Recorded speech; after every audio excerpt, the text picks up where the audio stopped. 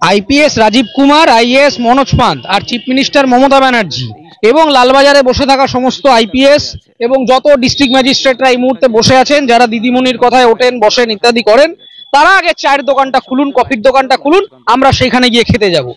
নিজেরা ঠান্ডা ঘরে বসে বসে বাতেলা দেবেন, সরকারের টাকায় 50টা গাড়ির কনভয় নিয়ে ওয়া বাজিয়ে যাবেন, আর দেশের শিক্ষিত ছেলেমেয়েরা চায়ের দোকান দেবে, মুড়ির দোকান দেবে।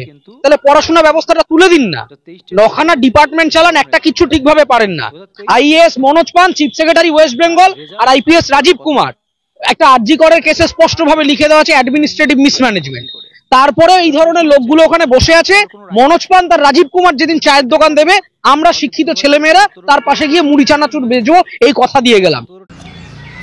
Graduation, BEd, DLEd, ITI, engineering, কেউ বিটেক ইঞ্জিনিয়ার, কেউ এমটেক, কেউ ম্যাথে অনার্স, কেউ হিস্ট্রিতে অনার্স, কেউ ইংলিশে অনার্স। তো এত ডিগ্রি করার কি দরকার ছিল? যদি চপ ঘুগনি এগুলোর দোকানই দেব, যদি চপ ঘুগনির দোকানই পশ্চিমবঙ্গের বেকার শিক্ষার্থীরা দেবে, তাহলে পড়াশোনা করার কি দরকার ছিল? তাহলে স্কুল কলেজ সব বন্ধ করে দিক, সব বন্ধ করে দেওয়া উচিত, তাই নয় কি? সব বন্ধ করে দিয়ে ক্লাস 1, 2, 3, 4 জাস্ট শুধু ওই নামতা আর ছিল যোগ বিয়োগ করতে পারলে তো হয়ে যাচ্ছে। কারণ চপ ঘুগনির দোকান দেওয়ার জন্য তো আর আমাকে পিএইচডি কমপ্লিট করতে হবে না, নাকি চপ ঘুগনি দেওয়ার জন্য পিএইচডি কমপ্লিট করে আসতে হবে?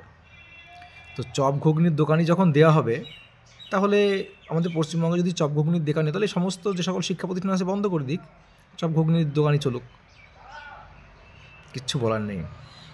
তোমরা হয়তো অনেকেই জানো না, বিহারে আবার, আমি কিন্তু এই আজকের নিউজ বলছি, গতকালকে নিউজ বলছি, বিহারে আবার 1 লক্ষ শিক্ষক নিয়োগ হবে।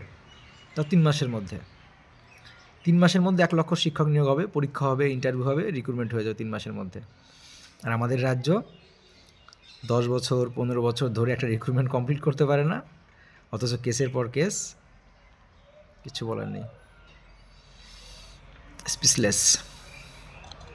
পশ্চিমবঙ্গের এই বেহাল দশা থেকে মুক্তির যদি কোনো উপায় তোমার থাকে, মৃত্যু বাদে কোনো উপায় থাকে, এই যুগ থেকে বের হয়ে আসার, এই ডাইনোসরের যুগ থেকে বের হয়ে আসার যদি কোনো উপায় থাকে, তাহলে অবশ্যই কমেন্ট বক্সে জানিও অ্যাকচুয়ালি আমরা কীভাবে এই পশ্চিমবঙ্গের এই বেহাল অবস্থা, কর্মসংস্থান থেকে শুরু করে, শিল্প সংস্থান থেকে শুরু করে, বেকারদের যে দুর্দশা, যে যন্ত্রণা থেকে বেরিয়ে আসার কি কোনো উপায় আছে?